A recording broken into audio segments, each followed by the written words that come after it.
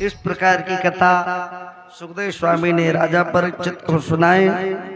अब आया समुद्र मंथन की कथा, जिनको भी थोड़ा समझ। लोगन कहते हैं समुद्र की जो मंथन हुए हैं, समुद्र के मंथन क्यों हुए, तो लोग कहते हैं अमृत प्राप्ति के लिए। तो देखिए मैं आप लोगों को बता दूं, भागवत जी में अमृत प्राप्ति के लिए समुद्र की मंथन नहीं कहा गया है। भागवत जी में जो लिखा है वही चीज को हम लोग श्रवण करें। लक्ष्मी की प्राप्ति के लिए समुद्र के मंथन हुए। एक बार क्या हुआ, दुर्वासा जी महाराज भगवान श्रीमन्नारायण के बैकुंठ धाम को गए। देखिए हम और आप सब भगवान की आराधना करते हैं, और पता है भगवान किसका पूजा करते हैं जी?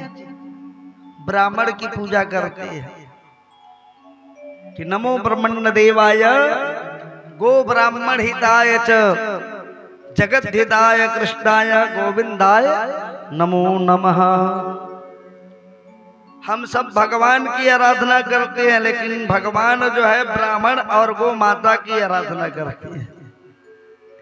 गुरुजी समझते हैं दुर्वासा साक्षात क्रोधावतार जिसको कहा गया है, भगवान श्रीमन्नारायण के गुरु जी हैं, लक्ष्मी और नारायण दोनों का। एक दिन दुर्वासा जी अपने चेला भगवान श्रीमन्नारायण के धाम को गए बैकुंठ में।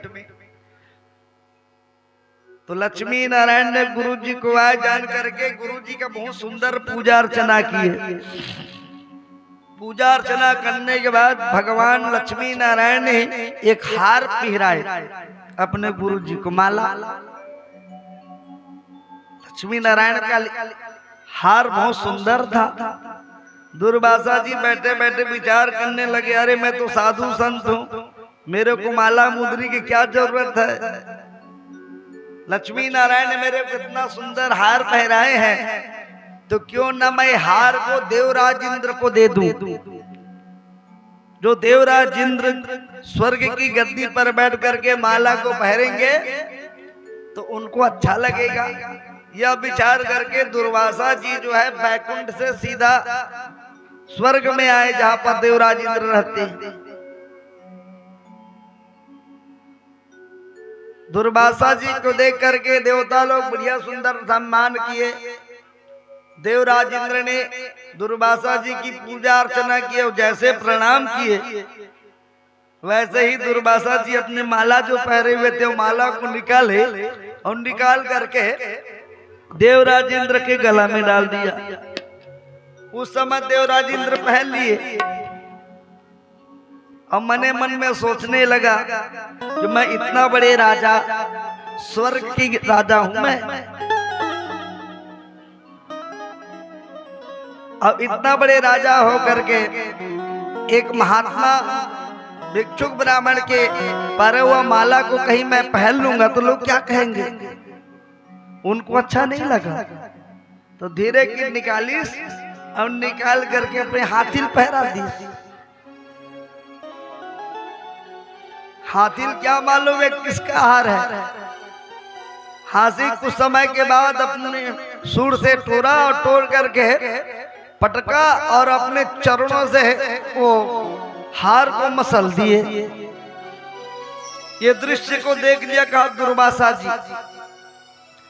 दुर्वासा जी का क्रोध का ठिकाना नहीं रहा।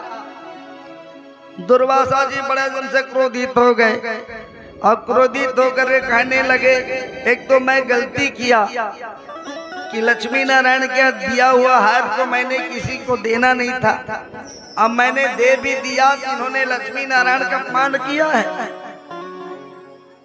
दुर्वासा जी कहने लगे कि अरे देवराज इंद्र, तू धन की मद में आकर के लक्ष्मी नारायण का दिया हुआ हार का तूने अपमान किया है, इसलिए जाओ मैं तुमको श्राप देता हूँ, स्वर्ग जो है लक्ष्मी से विहीन हो जाए।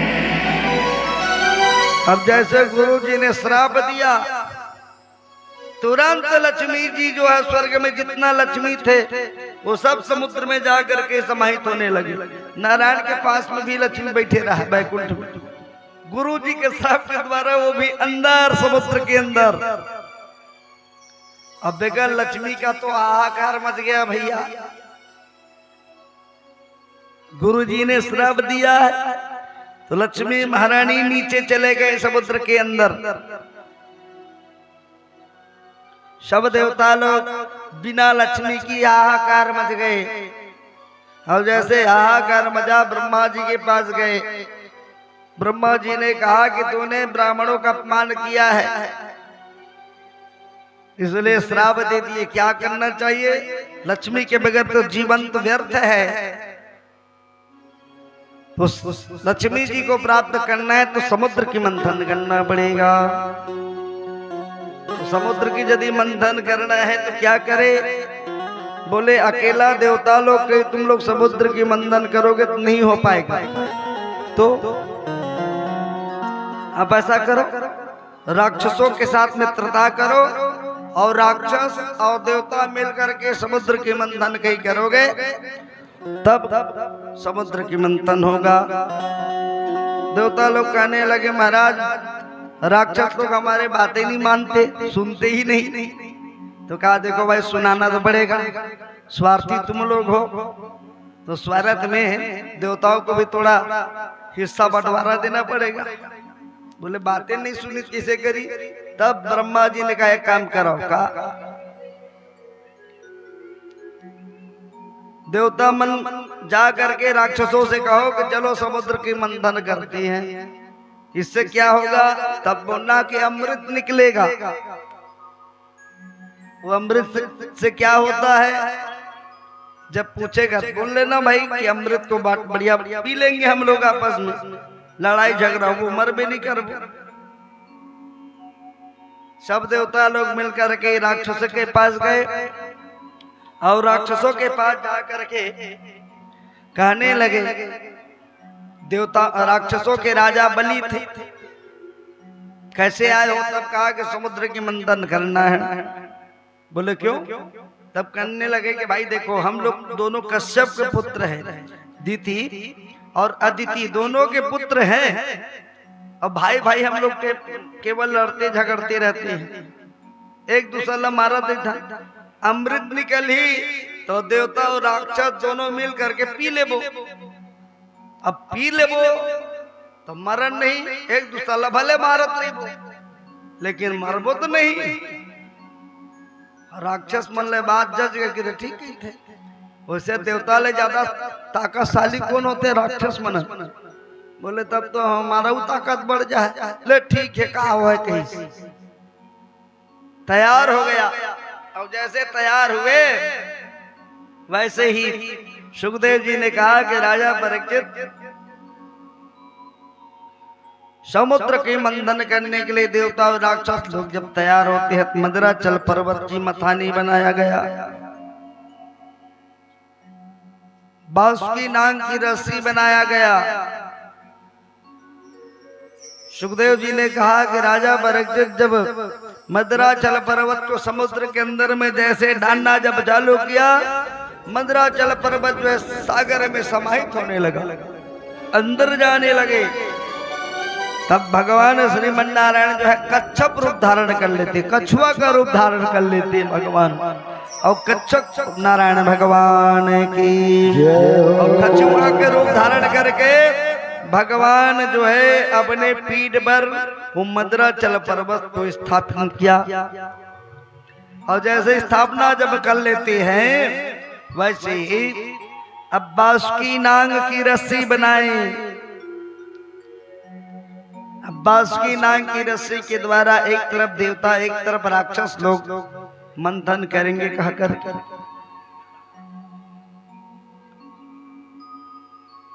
लेकिन बांसुरी नाग के मुख के तरफ ना देवता मन पकड़ेल करे और नहीं तो राक्षस मन पकड़ेल करे। काबर कि बांसुरी नाग के जब शरीर का जब मंथन जब होगा तो उनके मुख से विषैला तत्व निकलेगा, जहर निकलेगा। तो पहली मर गई वो बाद में अमृत मिलित का काम की ते कर ले कोनो खर मुख के तरफ जाबे ना करे। तब यहाँ पर देवता लोग चतुराई करते हैं। भगवान ने कहा एक काम करो देवताओं, तुम लोग देवता हो और देवता सबसे उच्च होता है, इसलिए एक काम करो, बासुकी नाग के मुख के तरफ को तुम लोग पकड़ना, पूछ के तरफ को बिल्कुल नहीं पकड़ना, क्योंकि पूछ जो होता है बड़ा बेकार होता है, इसलिए राक्षसों को पूछ को पकड़ा लेना। एक दूजन जासूस रहा है, राक्षस मन जागते थे, अरे देवता मन मुख के तरफ पकड़बो कहते, उमन बड़े होते का, राक्षस मन कितने उमन बड़े नहीं हो, बड़े हमन होता, तुमन तो मुख के तरफ पकड़ ही, तो दौड़े दौड़े राक्षस मन चल दिन, सब देवता मन ये अगुआ होता रहते ला, मार पीट करके कहते जा तुमन पीछू को पूछेल पकड़े रहो, तुमन हमन राक्षसन हमन मुख के तरफ पकड़। भगवान के थे आवर है भैया, तुमन पूछी ला पकड़ ही, मतलब मूल पकड़ अंधा का। सुखदेव जी ने कहा कि राजा परीक्षित, देवता और राक्षस लोग समुद्र मंथन करने के लिए जैसे तैयार हुए, हिला नहीं पा रहे थे मद्राचल पर्वत। तब भगवान श्रीमन नारायण दो रूप एक साथ अवतार धारण किए, अजित और नारायण। देवता और राक्षसों के तरफ से अलग अलग अजित और नारायण रूप में भगवान अवतरित होकर के, राक्षस देवता क्या समुद्र की मंथन करते जी, भगवान ने समुद्र की मंथन किए हैं। सुखदेव जी ने कहा कि राजा परीक्षित, जैसे समुद्र की मंथन जब करना जब चालू किया, बासुकी नाग के शरीर जब रस्सी के समान जब घसटाना जब चालू हुए, बासुकी नाग के मुख से विषैला गरम गरम तत्व जब निकलते थे, सब राक्षस मंजन पहली गोरिया गोरिया रहा, करिया करिया हो लगी, कई जन तो फड़फड़ा गिरे लगी। एक दूसर लगा है और बड़े बाप के बेटा बना तुमन तो पहले मूल पकड़बो खातरी, तुमन मार पीट करके बोला भगा दे और मूल पकड़े, तो राक्षस बन के चाहे कुछ भी हो जाए, हमन बिल्कुल मुंह की तरफ न पकड़बो। समुद्र की मंथन करना जब चालू किए, सुखदेव जी ने कहा कि राजा परीक्षित, समुद्र में से सर्वप्रथम हलाहल विष निकला, जहर निकले, जहर निकलते ही सब जलने लगे, हाहाकार मच गए, क्या करे क्या ना करे। सब देवता और राक्षस लोग कहने लगे अमृत तो अभी तक निकला नहीं भैया, ये जहर से बचना बहुत जरूरी है, ये जहर से हमें कौन बचा पाएगा, तो है भगवान शंकर जी, चलो भगवान शंकर जी के पास। सभी देवता और राक्षस लोग मिलकर के भगवान शंकर जी का स्तुति करने लगे कि आत्मा त्वं गिरिजामति सहचरा, प्राणा शरीरं गृहं, पूजाते विषयोग भोग रचना, निद्रा समाधि स्थित है, संजार बदयो प्रदक्षिण विधे, श्रोत्राणि सर्वांगिरो, यद्यत् कर्म करोमि तद्दखिलं शंभो तवाराधनम्। भगवान शंकर जी तो बहुत जल्दी प्रसन्न होने वाला देवता है भैया, शिव समान दाता नहीं, विपत विदारण हर, लज्जा सबकी राखियो नंदी के सवार। एक लोटा पानी में बड़े प्रसन्न हो जाते हैं।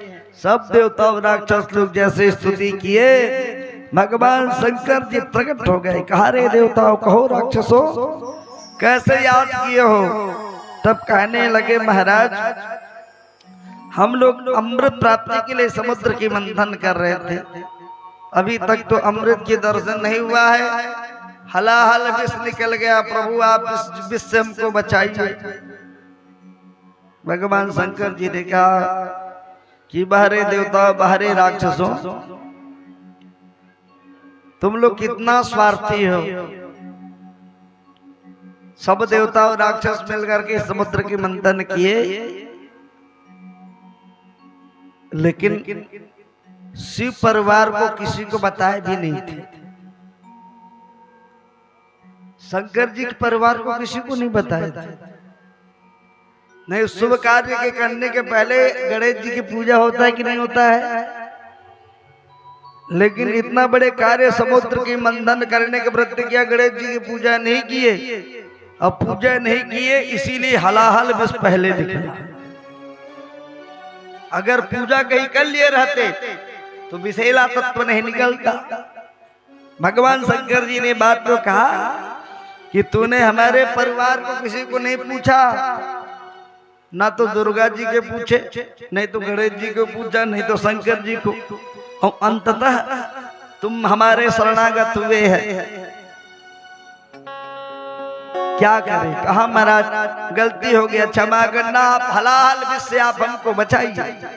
भगवान शंकर जी ने कहा कोई बात नहीं, मुस्कुरा के गम का जहर जिनको पीना आ गया, यही हकीकत है, इस जहां में उनको जीना आ गया। यदि आप हंसते हुए जहर को भी हमको देना चाहोगे, भगवान शंकर जी ने कहा हलाल विष को हम ग्रहण कर लें। भगवान शंकर जी प्रेम पूर्वक कि जन कल्याण के लिए मेरा भले मृत्यु हो जाए, लेकिन मेरे भक्त यदि मेरे शरणागत हो जाए उनको पर कोई भी आपत्ति ना आए। भगवान शंकर जी अपने हाथ में विषैल तत्व को रख लेते हैं। हलाहल विष को हाथ में रख लिए और हलाहल विष को हाथ में रख करके मने मन विचार करने लगे, अगर हृदय में भगवान जहर को कहीं रखूंगा तो हृदय मेरे भगवान विराजमान है, मेरे भगवान को कष्ट होगा, इसलिए ना मैं इनको कंठ में ही धारण करूंगा। इसलिए भगवान शंकर जी ने विष पान करते करते कंठ में ही विष का विश्राम देते हैं। विषैला तत्व होने की वजह से भगवान शंकर जी का जो कंठ जो है नीला हो जाते हैं, तभी से उनका नाम नीलकंठ हो जाते हैं। बोलिए नीलकंठ भगवान की जय। सुखदेव जी ने कहा कि राजा परीक्षित होना समुद्र के मंथन होते हैं, जैसे समुद्र के मंथन जब हुए तो कामधेनु गैया निकला। तो जितना ऋषि महात्मा है कहने लगे कि भाई हम लोग यज्ञ करते हैं, पूजा पाठ करते हैं, तो दूध दही घी वगैरह की जरूरत पड़ता है, इसलिए गैया को आप हमको दान में दे दो। देवता और राक्षस तुम मिल करके विचार किए, पहली निकले चीज ला पहली खाना भी नहीं चाहिए, दान पुण्य कर देना चाहिए। तभी तो पहले लोगन खेती किसानी में बाड़ी बकरी में कोई भी पहले फल निकलते थे उनको अपने लिए नहीं रखा जाता, उनको दान पुण्य कर दिया करते हैं, क्योंकि पहले फल कभी नहीं खाना चाहिए, पहले फल का दान करो, उसके बाद जो मिल जाए उसको प्रसादी पाओ। गोदान दिए, अब जैसे गैया का दान दिए, समुद्र की मंथन हुआ, और जैसे समुद्र की मंथन हुए उच्चैश्रवा नाम का घोड़ा निकला, और राक्षस लोग कहने लगे घोड़ा को हम लेंगे, देवता लोग कहने लगे हम लेंगे। अब दोनों लड़े लगी नु मनन। भगवान ने समझाया, कहा भाई बारी बारी से बांट लेना, अभी हाथी घोड़ा निकला है, एक घोड़ा को एक जने रख लो, बाद में कोई चीज निकलेगा उसको एक जने रख लेगा। देवता मन के लगी नहीं घोड़ा हम रखो, राक्षस मन के हम रखो। भगवान कहते ठीक है, राक्षस मन लगे थे घोड़ा तुम मन रख लो, अब की बार जन चीज निकली तेला देवता मन ले ली। राक्षस मन कहते अभी घोड़ा मिले, कौन जे का निकल इनका ले का हो कि पुनः समुद्र की मंथन हुए, ऐरावत नाम की हाथी निकला। राक्षस मन चुपचाप बैठे बैठे देखत रहे, देवता मन कही तब हाथी हमारे। राक्षस मन सोचे लगी कहीं घोड़ा दे दे रही तो हाथी हम लोग मिल गए रही। इसीलिए कहा गया है धीर में खीर है, व्यक्ति को धैर्य धारण करना चाहिए, जल्दबाजी निर्णय कभी नहीं करना चाहिए, धोखा खाना पड़ जाता है। सुखदेव जी ने कहा कि राजा परीक्षित, ऐरावत नाम के हाथी को देवता लोग रखे, पुनः समुद्र की मंथन हुए, कौस्तुभ मणि निकला, और जैसे कौस्तुभ मणि निकले तो इतना सुंदर मणि था, सब लोग देवता राक्षस लोग लड़ने लगे, मणि को हम लेंगे हम लेंगे। भगवान श्रीमन नारायण की थे, कहा निकले देखा तो कि थे, देवता राक्षस मन के थे, महाराज ये मणि निकले ये दे देख। जैसे भगवान के हाथ में आते, भगवान कौस्तुभ मणि अपन गला में पहले थे, अब भगवान में कौन कहा हम अल्लाह देते हैं। भगवान ने कहा चलो समुद्र की मंथन करो, पुनः समुद्र की मंथन किया गया। सुखदेव जी ने कहा कि राजा परीक्षित, रंभा नाम की अप्सरा निकली, रंभा नाम की अप्सरा को देख करके राक्षस देवता लोग कहने लगे, अरे अप्सरा तुम हमसे विवाह करो। रंभा नाम की अप्सरा बोली कि मैं विवाह नहीं करूंगी, मैं स्वर्ग में रहना चाहती हूँ, जो स्वर्ग की गद्दी पर बैठेगा उसको मैं नृत्य करके दिखाऊंगी। इतना कर करके रंभा नाम की अप्सरा जो है स्वर्ग की ओर चली जाती है, पुनः समुद्र की मंथन होते हैं तो साक्षात भगवती लक्ष्मी महारानी समुद्र में से प्रकट होती हैं। बोली लक्ष्मी महारानी की जय। लक्ष्मी जी को देख करके देवता और राक्षस लोग सब चकित हो गए, कारी सुंदरी अरे लक्ष्मी आप हमको वर्ण कर लो। देवता लोग भी लक्ष्मी को वर्ण करना चाहती है, राक्षस लोग भी वर्ण करना चाहती है। लक्ष्मी जी बोली कि अरे देवताओं अरे राक्षसों मैं विवाह करूंगी, यदि विवाह करूंगी कहा तो सब देवता और राक्षस लोग कहने लगे कि हमसे विवाह करो, राक्षस लोग कहने लगे हमसे विवाह करो। लक्ष्मी जी बोली कि मैं विवाह करूंगी लेकिन मेरा शर्त है। देवता राक्षस लोग कहा रही लक्ष्मी जो तू शर्त रखेगा वो सब शर्त हम स्वीकार करेंगे, बस तू हमको वर्ण कर ले। लक्ष्मी जी बोली पहले मेरे शर्त तो सुन ले, क्या शर्त है? तो लक्ष्मी जी बोली कि मेरा शर्त ये है कि जो मुझसे विवाह नहीं करना चाहते मैं उन्हीं के साथ में विवाह करूंगी। तो सब राक्षस और सब देवता मन तो आगू आगू होता है, बिहाव करबो बिहाव करबो। लक्ष्मी जी बोली कि देखो देवताओं देखो राक्षसों, भगवान श्रीमन नारायण दूर में बैठे हुए थे, लक्ष्मी जी की तरफ देखा भी नहीं रहा। लक्ष्मी जी बोली अरे देवताओं और अरे राक्षसों देखो तुम लोग सब मेरे से वर्ण करना चाहते हो, लेकिन नारायण को शादी करना तो बहुत दूर की बात, मेरे तरफ देखना भी नहीं चाहते।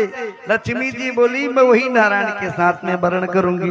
और लक्ष्मी जी गई और जा करके नारायण को वर्ण कर देती हैं। बोलिए लक्ष्मी नारायण भगवान।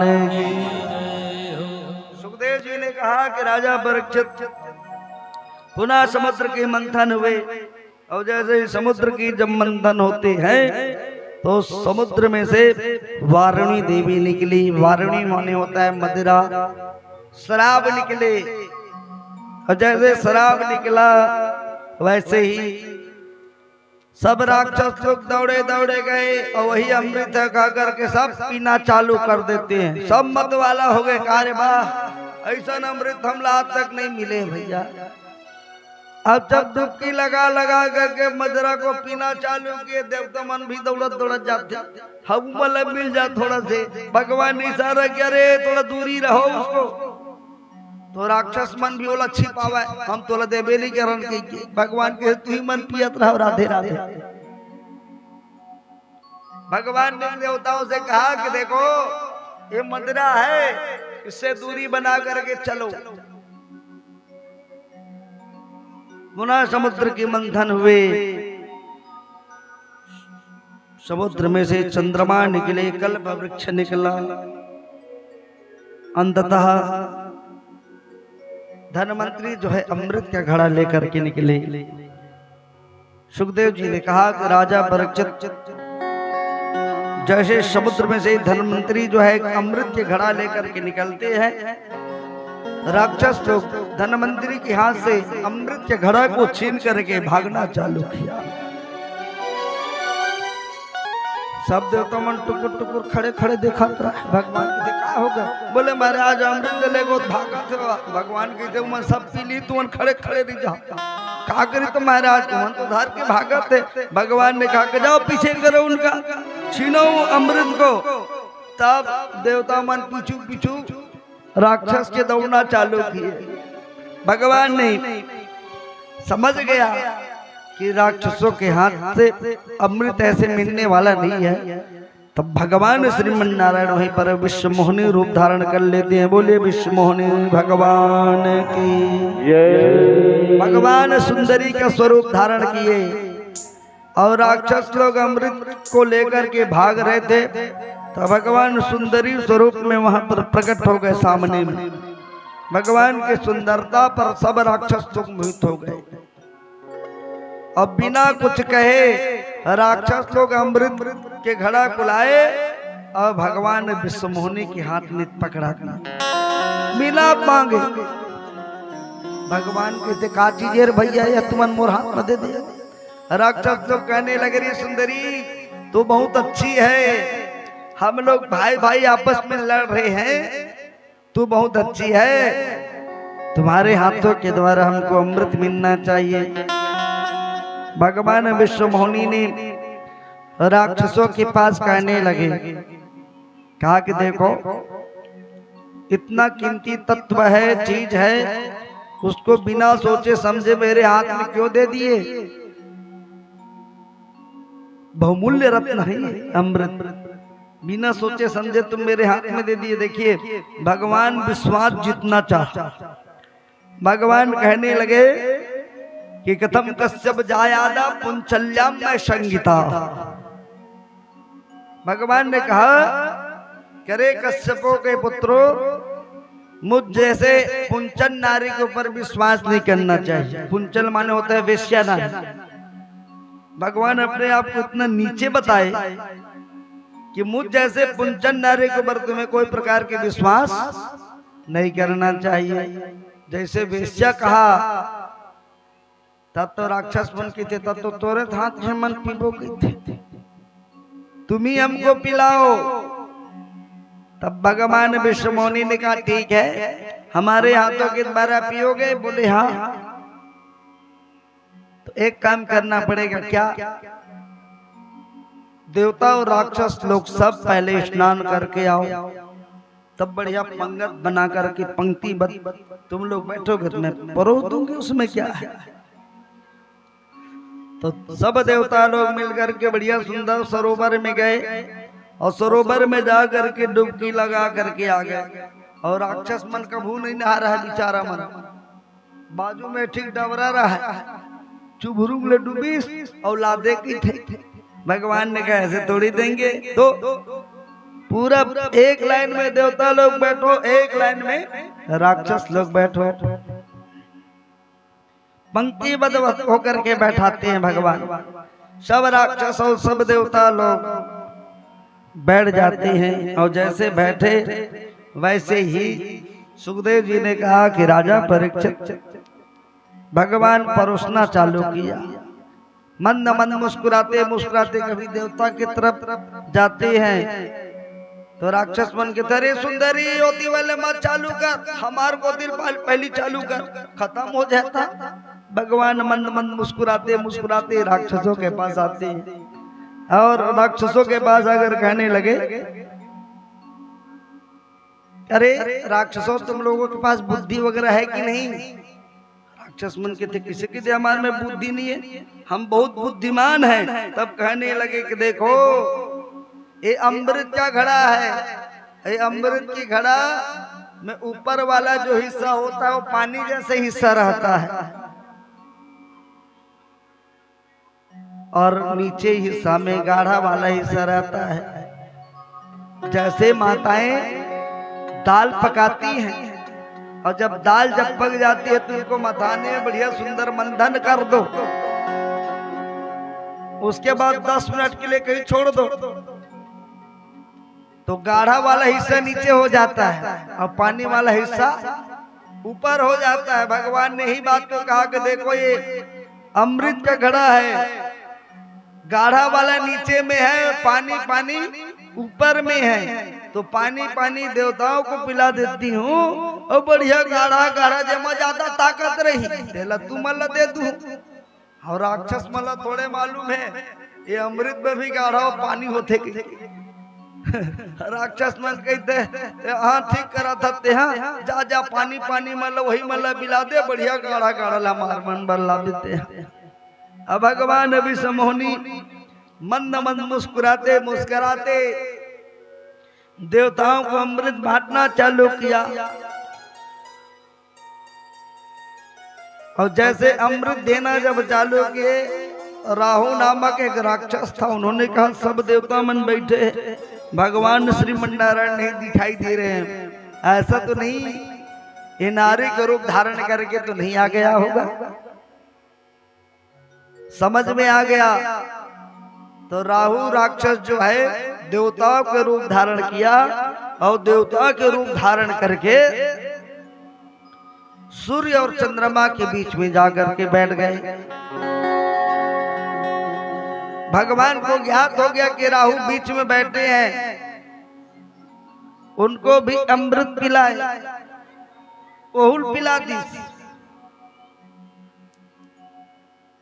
पंगत में बैठे थे सूर्य और चंद्रमा, भगवान ला इशारा करते बोले महाराज ऐसे लगते नियम धियम ला नहीं जाना।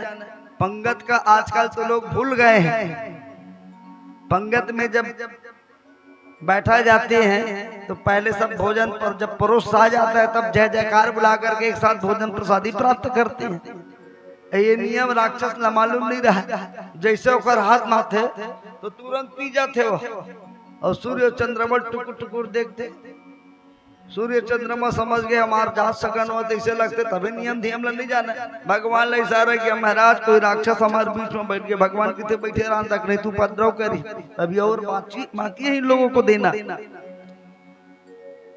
भगवान सबके हाथों में अमृत दिए और सबके हाथ में अमृत देने के बाद भगवान ने एक साथ जय जयकार बुलाए और सब जय जयकार बुलाते ही अमृत का पान किए। उसी समय भगवान श्रीमन नारायण जो है विश्व मोहनी स्वरूप को त्याग करके चतुर्भुज रूप धारण कर लिया और सुदर्शन चक्र को आदेश दिया।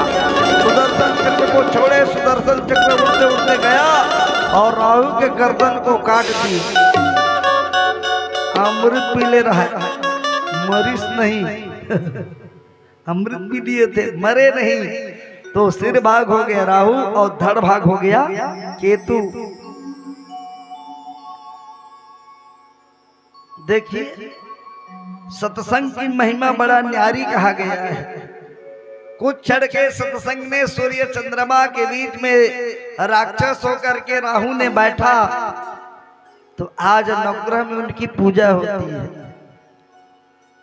समझ रहे हैं? राक्षस होकर के सूर्य चंद्रमा के बीच में जाकर के बैठ जाने की वजह से आज उनकी नवग्रह में उनकी पूजा होती है। इसीलिए कहा गया है अच्छे लोगों के बीच में बैठिए, अच्छे लोगों के बीच में बैठोगे तुम्हारा सम्मान होगा। साधु संत के बीच में कहीं बैठोगे तुम्हारा बुद्धि सदुता के प्राप्त होगा। अच्छे लोग के बीच में बैठिए। सूर्य और चंद्रमा के बीच में बैठने की वजह से सूर्य और चंद्रमा के साथ साथ उनकी भी नमन करती है। महाराज लोग नवग्रह की मंत्र पढ़ती है कि सूर्य सूर्य रथे चरोच्च पदविम सन मंगल मंगल सदबोधं च बुधो गुरुश्च गुरुधाम शुक्र शुभं संसने राहुर्बाहुबलं करोतु सततं केतु कलो शून्यते नित्यं प्रीतिकरा परन्तु भवतु सर्वे प्रसन्नाग्रह। आज दो क्षण के लिए सूर्य चंद्रमा के बीच में बैठने की वजह से राहु और केतु को नवग्रह में उनकी पूजा किया जाता है। इसलिए अच्छे लोगों के बीच में बैठिए, अच्छे सत्संग कीजिए, अच्छे लोगों के बीच में बैठ करके कहीं सत्संग कहीं करोगे भैया, तभी तो जीवन नैया पार होगा। बोलिए श्री वृंदावन बिहारी लाल की जय हो। किशोरी इतना तो की जय, लाडली इतना तो की जय। जग जंजाल छुड़ाए बास बरसाने को दीजिए। किशोरी इतना तो कीजिए, लाडली इतना तो कीजिए। जग जंजाल छुड़ाए बास बरसाने को दीजिए। किशोरी इतना तो कीजिए, किशोरी इतना तो कीजिए, लाडली इतना तो कीजिए। जग जंजाल छुड़ाए बास बरसाने को दीजिए। किशोरी इतना तो कीजिए, किशोरी इतना तो कीजिए, लाडली इतना तो कीजिए। जग जंजाल छुड़ाए बास बरसाने को दीजिए। किशोरी इतना तो कीजिए।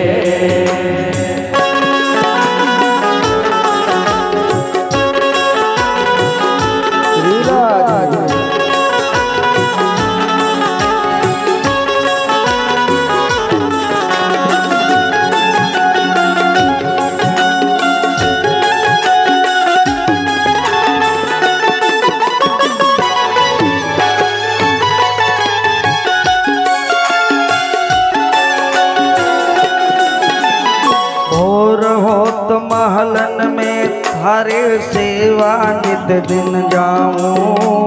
भोर भोर महल में थारे सेवा नित दिन गाऊं। भोर होत महलन में थारे सेवा नित दिन जाऊं। भोर होत महल में थारे सेवा नित दिन गाऊं। मंगला के नित दर्शन पाऊं, जीवन सफल बनाऊं। मंगला के नित दर्शन पाऊं, जीवन सफल बनाऊं। किशोरी वही सेवा में ली जय हो। किशोरी सेवा में ली जय। जग जंजाल छुड़ावे बास बरसाने को दी जय।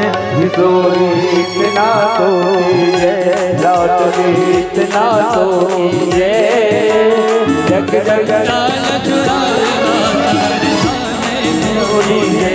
किशोरी इतना तो कीजिए, किशोरी इतना तो कीजिए, लाडली इतना तो कीजिए। जग जंजाल छुड़ावे बास बरसाने को दीजिए। किशोरी इतना तो कीजिए, लाडली इतना तो कीजिए। जग जंजाल छुड़ावे बास बरसाने को दीजिए। किशोरी इतना ऐसे नहीं, जरा दोनों हाथ उठाकर ताली बजाते हुए जय हो।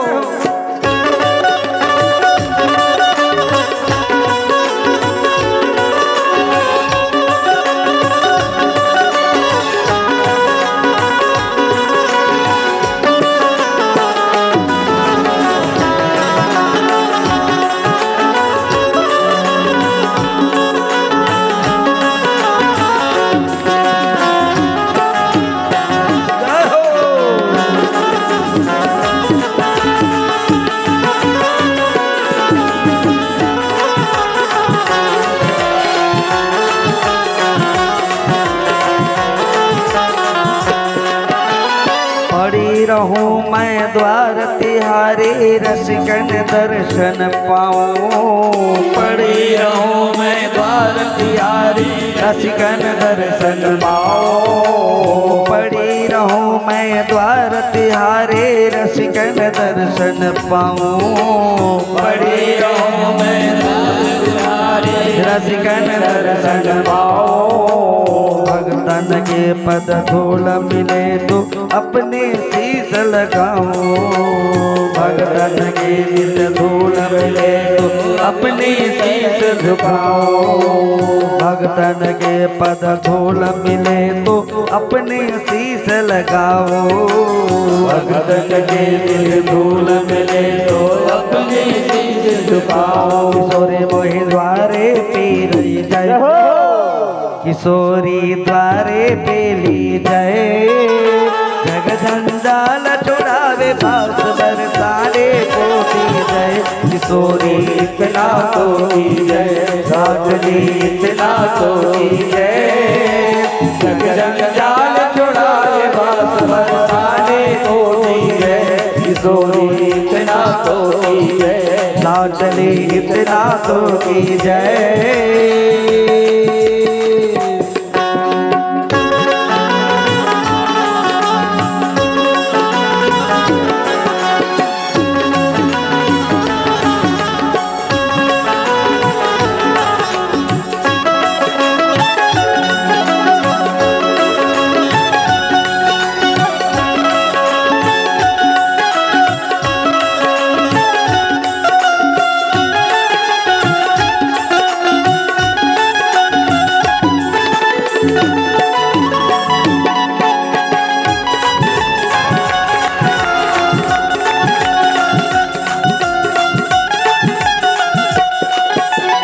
राधे राधे रटो निरंतर तेरा ही गुण गाऊं।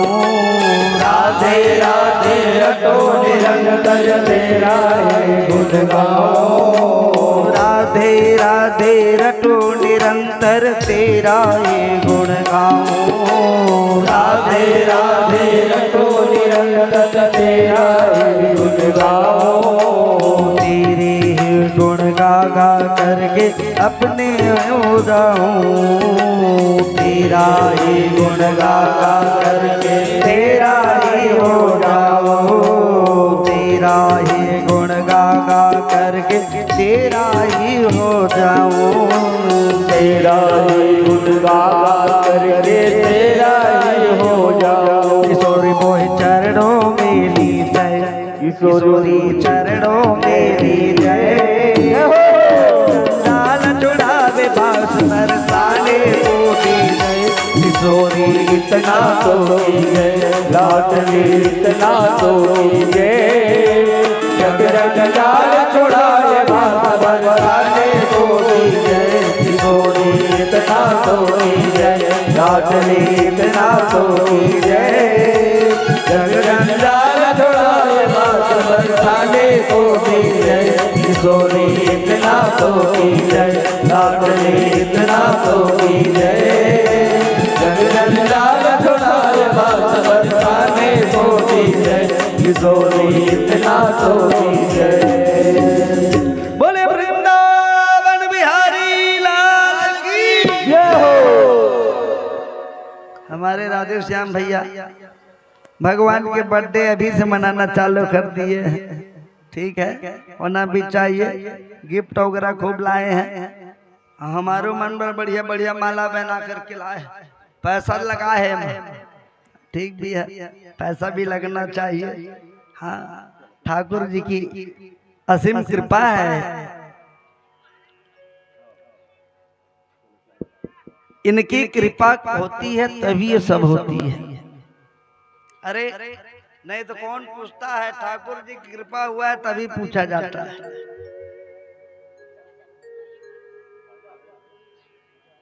बहुत ही अच्छा है। और हमारे बीच में हमारे पंडरी से भी महाराज परिवार आए हुए हैं, जो भागवत कथा के लिए उन्होंने हमको तो वैसे भी निमंत्रण दे रखे हैं। 26 जनवरी से पंडरी में भागवत की कथा होना है, तो हमको निमंत्रण दे दिया, ठाकुर जी को निमंत्रण देने के लिए यहाँ पर भी आए हैं। तो कृपा है ठाकुर जी का। ठाकुर जी के साथ ही साथ आप सब लोगों को भी निमंत्रण देंगे। आप लोग भी पंडरी जो खादी भंडार है वहां पर 26 जनवरी से लेकर के 3 फरवरी तक इनके घर में श्रीमद् भागवत की कथा होगी। समय जब तक निकालोगे नहीं तब तक समय निकलने वाला नहीं, क्योंकि समय बहुमूल्य है। हर व्यक्ति के पास समय बहुमूल्य कहा गया है। इसलिए जैसे उन्होंने समय निकाल करके यहाँ पर भी आए, वैसे आप लोग भी समय निकाल करके एक दिन जरूर जाना। 26 जनवरी से लेकर के 3 फरवरी तक भगवान की कथा इनके दरवाजा में ठाकुर जी को विराजमान करने के विचार किए हैं। बोले से वृंदावन बिहारी लाल की जय हो।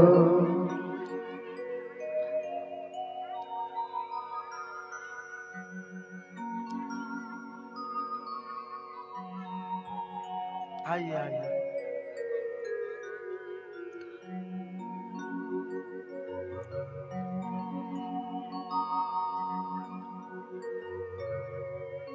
श्री बालकृष्ण भगवान की जय हो। सुखदेव जी ने कहा कि राजा परीक्षित,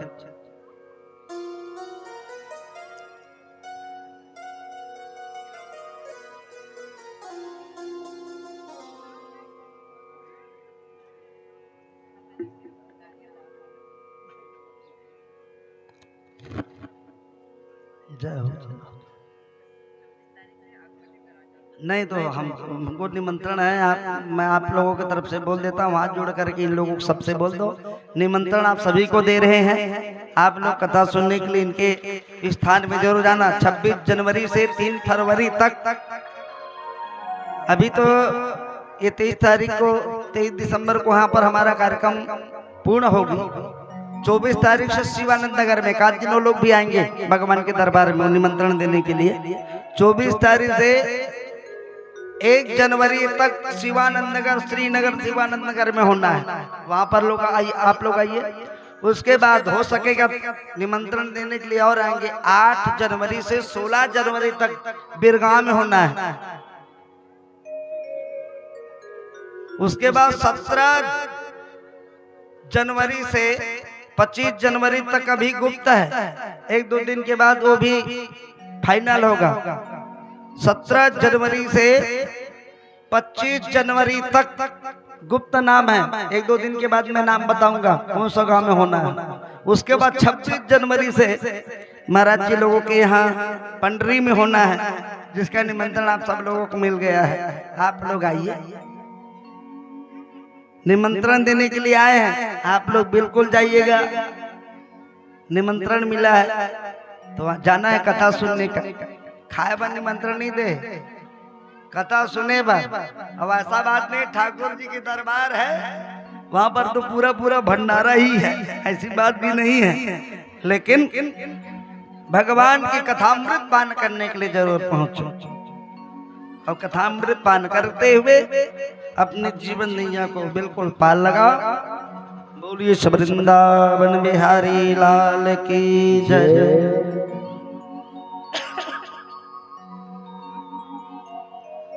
सुखदेव स्वामी ने कहा कि राजा परीक्षित,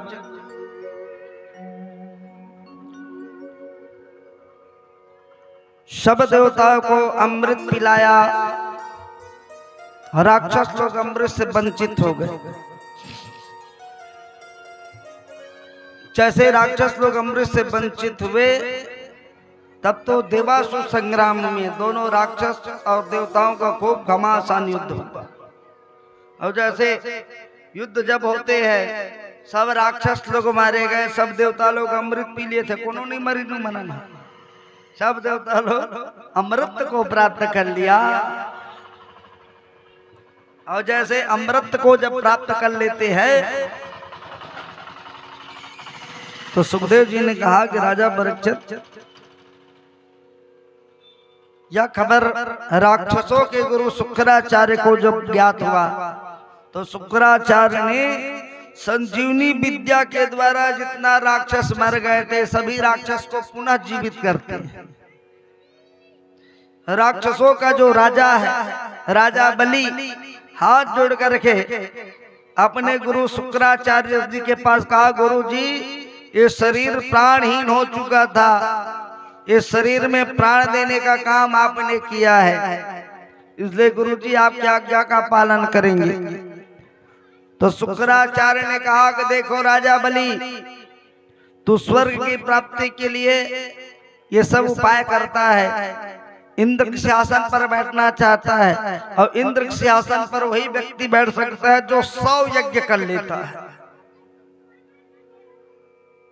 आप भी रजिस्ट्री कर लो, 100 यज्ञ करो और इंद्र के सिंहासन पर बैठ जाओ।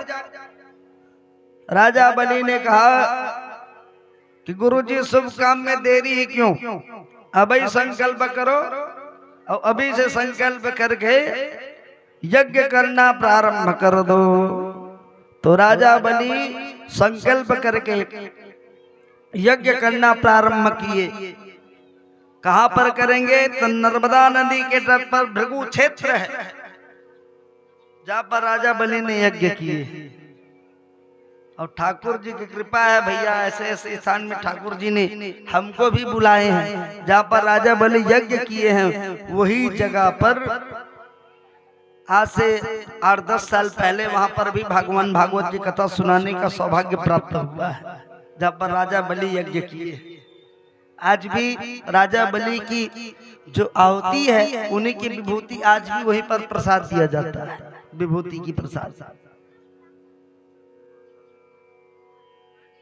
सुखदेव जी ने कहा कि राजा परीक्षित, राजा बलि यज्ञ करना प्रारंभ करते हैं, 1 2 3 4 100 यज्ञ करना है। यह खबर देवताओं की माता अदिति महारानी को ज्ञात हुए। तब अदिति महारानी दुखी हो गई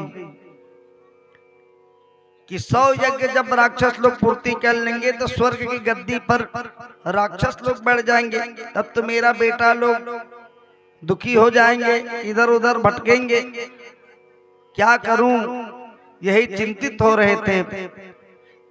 उसी समय कश्यप महाराज पहुंचे। कश्यप महाराज ने अदिति महारानी से कहने लगे कि देवी तू दुखी होने का कारण बतलाओ, तुम लोग दुखी क्यों? तब कहने लगे कि महाराज मैं क्या करूं, अभी स्वर्ग की गद्दी पर मेरा बेटा लोग बैठे हैं और वो स्वर्ग की गद्दी प्राप्ति करने के लिए राक्षस लोग यज्ञ कर रहे हैं, मैं क्या करूं? तब यहाँ पर कश्यप महाराज ने कहा कि देखो देवी, आपकी जो कष्ट है उनको केवल भगवान ही दूर कर सकता है। भगवान में ही समर्थ है जो कुछ कर सकता है। तो भगवान को प्रसन्न करने के लिए भगवान हमारे कष्ट को दूर कैसे करेगा? तब कहने लगे कि आप एक काम करो, पयोव्रत का अनुष्ठान करो। यदि पयोव्रत का अनुष्ठान कहीं करोगे तो भगवान तुम्हारे गर्भ में आएंगे और गर्भ में आकर के जितना दुख दर्द है वो सब दुख दर्द को दूर करेंगे। देखिए, जो माता की संतान नहीं होते वे माता को ये पयोव्रत का अनुष्ठान जरूर करना चाहिए। समझ रहे हो? जो माताओं का संतान नहीं होते ये पयोव्रत का अनुष्ठान करना चाहिए। कब करना चाहिए इनका पूरा विधान मैं आप लोगों को थोड़ा सा बताऊंगा, क्योंकि समय नहीं है, क्योंकि आधा 1 घंटा के अंदर में कन्हैया जी को लाना है और 5 बजे तक कन्हैया का जन्म भी करना है और 4 सवा 4 तो हो गया होगा मेरे ख्याल से। अभी 52 चरित्र बाकी है, रामचरित्र बाकी है। नाम लेते हुए चलूंगा क्योंकि आज मेरे को बाहर भी थोड़ा जाना है, मैं बताया भी था मेरे को आज मुगेली भी जाना है। यहाँ कथा की बात क्या करोगे, इधर उधर दौड़ा भी रहता हूं मैं। जाऊंगा रात्रि में, आ जाऊंगा, फिर कल कथा सुनाने के लिए फिर बैठ जाऊंगा, लेकिन दौड़ा रहता है इधर उधर, क्या करे।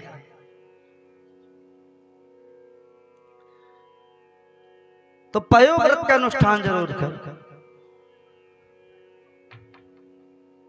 जो माता की संतान नहीं होते वो माता बिल्कुल पयोव्रत का अनुष्ठान करे। और मैं तो ये कहता हूं, जीवन में अगर संतान है चाहे ना हो, जीवन में पयोव्रत एक बार पति पत्नी को जरूर करना चाहिए।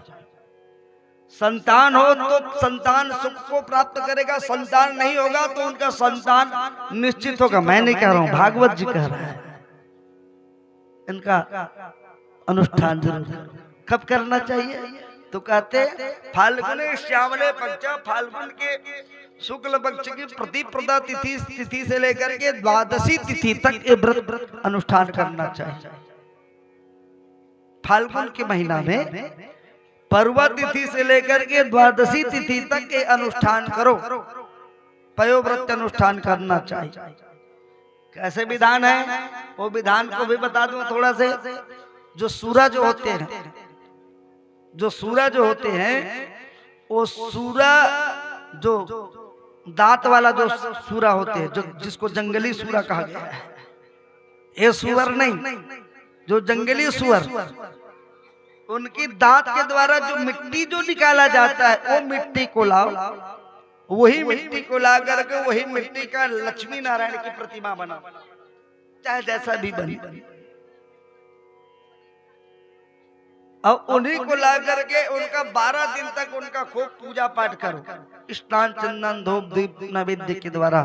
और पयोव्रत इसलिए इनका नाम कहा गया है, पय माने होता है दूध, दूध का ही सेवन करना है।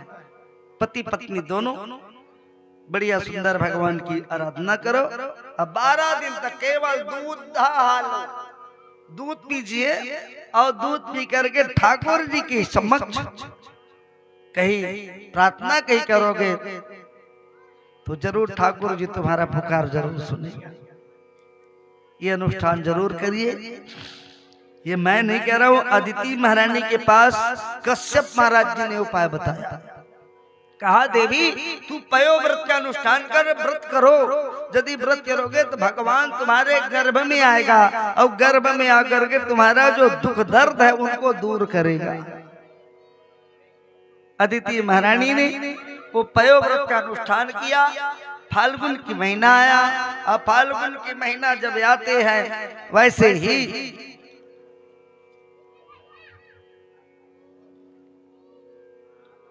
प्रतिप्रदा तिथि से लेकर द्वादशी तिथि तक पयोव्रत का अनुष्ठान किए, पूजा पाठ किए।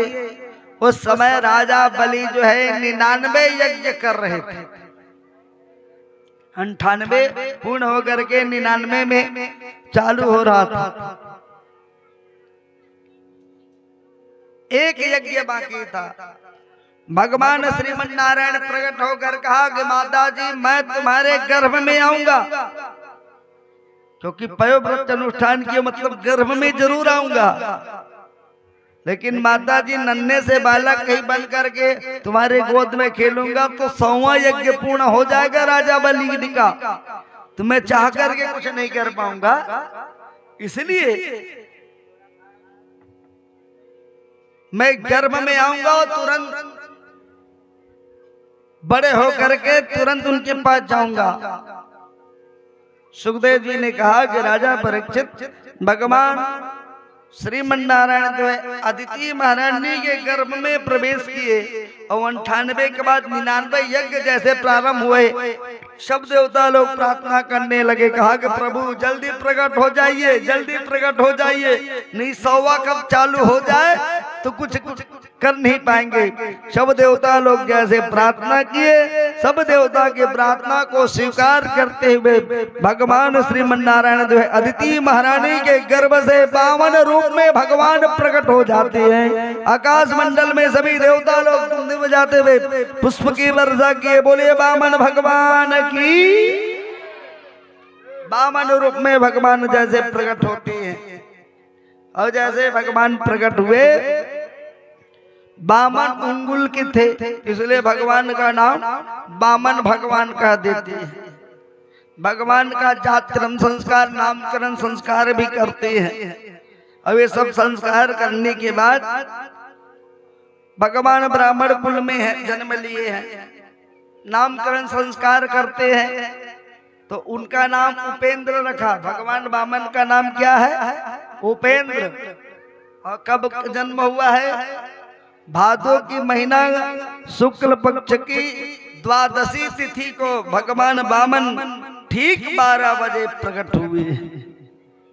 दिन में 12 बजे द्वादशी तिथि भगवान वामन प्रकट होते हैं, जिसको द्वादशी वामन द्वादशी के नाम से भी जाने जाते हैं।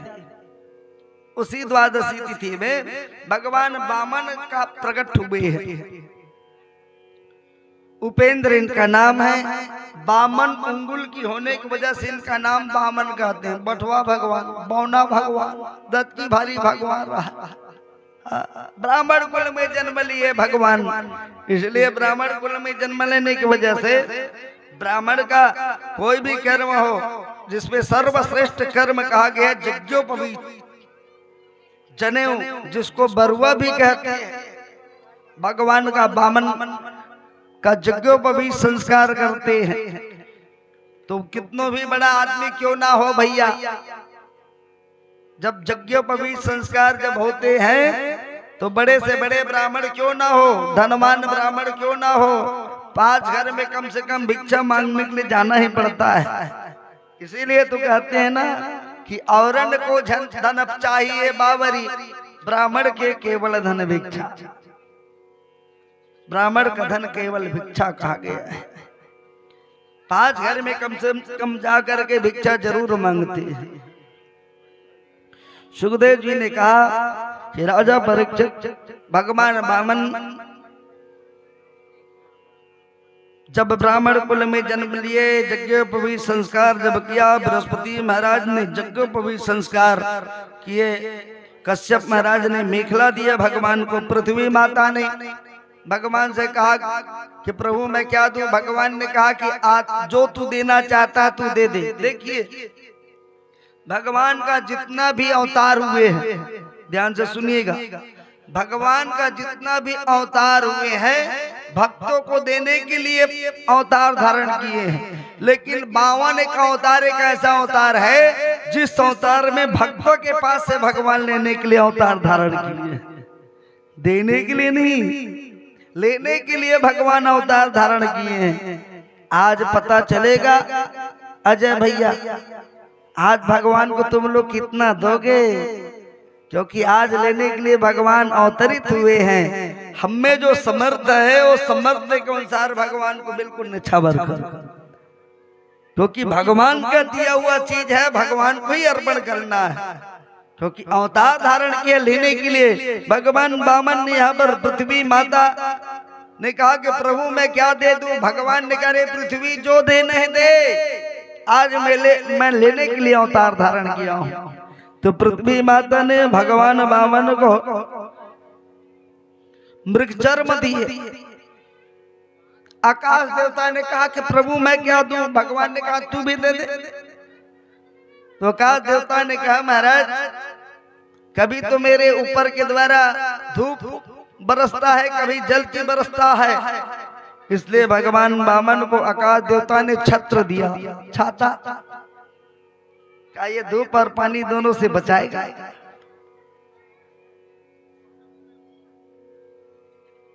ब्रह्मा जी ने भगवान वामन को कमंडल दिए। सुखदेव जी ने कहा कि राजा परीक्षित सब कुछ न कुछ भगवान वामन को देते हैं। सप्तऋषि ने भगवान को कुशा दिए, भगवान मृगचर्म धारण किए हुए, खड़ाऊ धारण करते हुए,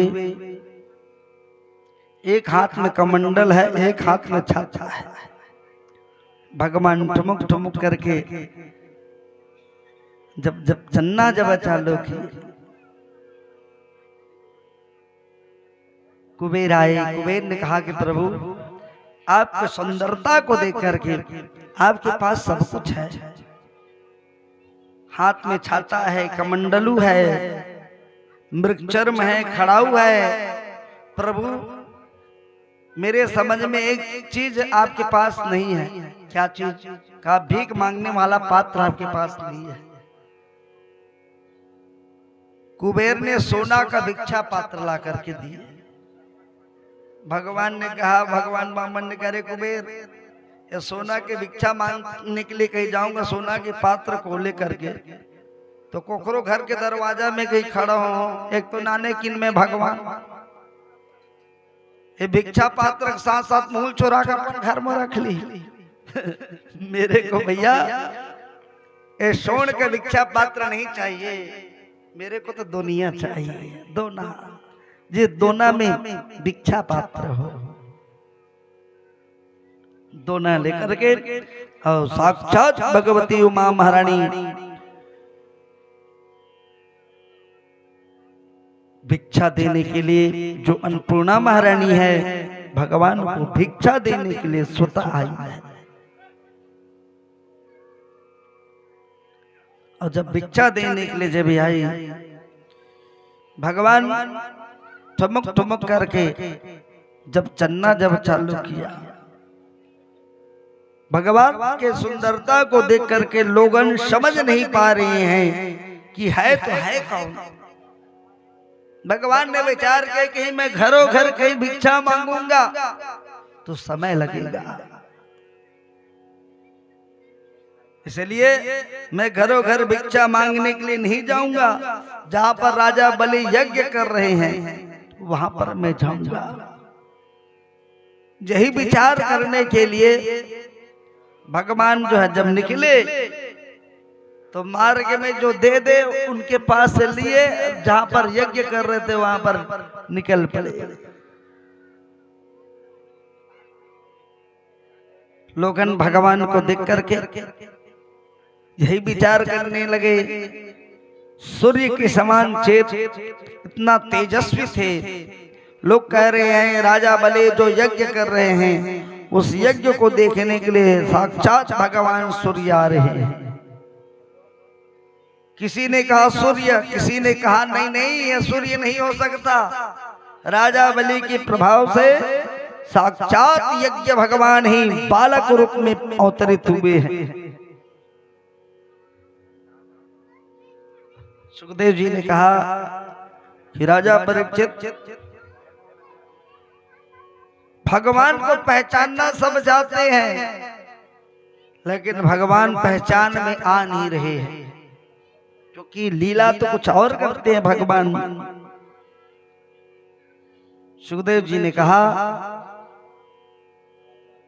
कि भगवान वामन ऐसे भाव में जाते हैं राजा बलि के पास, जहां पर राजा बलि यज्ञ कर रहे थे, ब्राह्मण रूप में वहां पर प्रकट हो गए।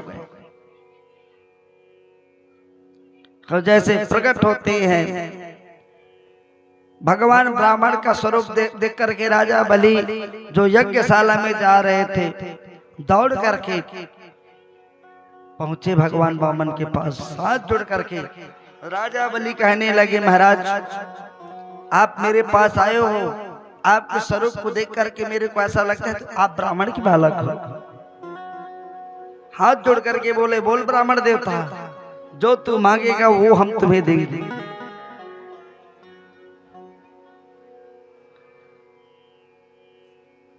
भगवान राजा बलि के पास चतुराई की। भगवान ने कहा कि राजन हम जानते हैं,